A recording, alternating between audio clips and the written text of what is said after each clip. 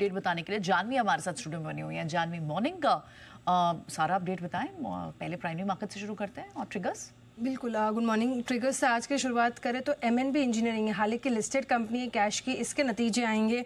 साथ साथ सिरमा एसजीएस, इसका आईपीओ का प्री आईपीओ लॉक इन जो है ये आज खत्म होगा 20% इक्विटी पे। रिकॉर्ड डेट है उदयपुर सीमेंट के लिए। इनका ना शेयर होल्डर्स के लिए डिटरमाइन करने के लिए किसको जेके लक्ष्मी सीमेंट के मर्जर के बाद शेयर्स मिलेंगे, उसके लिए आज रिकॉर्ड डेट है। और ग्लोबल हिसाब से देखिए तो ट्रेडिंग हॉलीडे है यूके के बाजारों में। प्राइमरी मार्केट में देखिए तो मंगल इलेक्ट्रॉनिक्स, इसका इलेक्ट्रिकल्स, इसका जो आईपीओ है ये बंद हुआ है।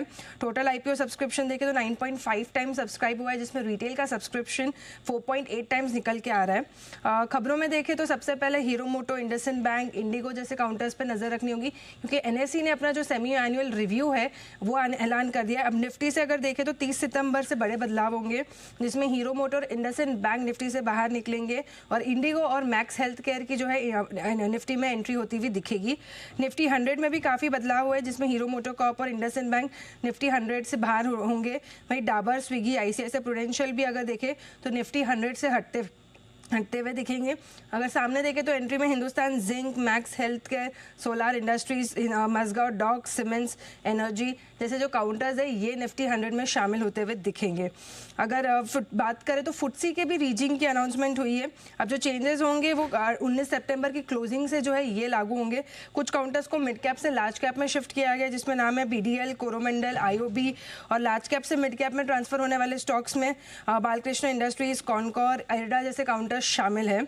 माजगांव डॉक के लिए एक अच्छी खबर आ रही है, क्योंकि कुछ रिपोर्ट्स ऐसे आ रही है कि केंद्र सरकार ने रक्षा मंत्रालय और माजगांव डॉक को 70,000 करोड़ की जो डील है सबमरीन्स की डील के लिए, उसके लिए बातचीत करने के लिए शुरुआत करने के लिए परवानगी दे दी है। तो इस डील के तहत जर्मनी की मदद से भारत करीबन 6 सबमरीन्स बनाता हुआ दिखेगा। तो एक पॉजिटिव खबर यहाँ पर आ रही है।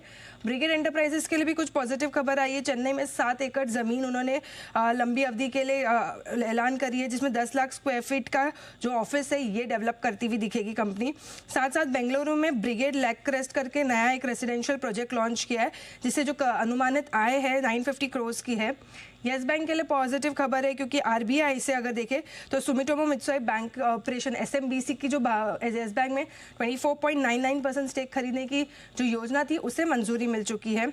आईडीबीआई बैंक, एलआईसी जैसे काउंटर्स पर भी एक फोकस रखना होगा, क्योंकि दीपम से जो सूचना मिली थी उसके बाद एलआईसी को सेबी ने मंजूरी दे दी कि पब्लिक शेयर होल्डर बने रहने की, और जो कुछ शर्तों के साथ जो है ये मंजूरी मिलती हुई दिखी है। एमएनएम के लिए एक इंटरेस्टिंग खबर आई है। उन्होंने जो अपने BE6 EV का स्पेशल बैटमैन एडिशन लॉन्च किया था, उसके 999 यूनिट्स अगर बात करें तो केवल 135 सेकेंड्स में बिक चुके हैं। तो ये काफ़ी बड़ी पॉजिटिव खबर आई है। और अंत में Godrej properties, Godrej Regal Pavilion Hyderabad में उन्होंने एक प्रोजेक्ट लॉन्च किया, और प्रोजेक्ट लॉन्च होते ही 1000 करोड़ की जो है बिक्री इस प्रोजेक्ट में हो चुकी है। ऑलराइट, चलिए शुक्रिया ये सारे अपडेट देने के लिए।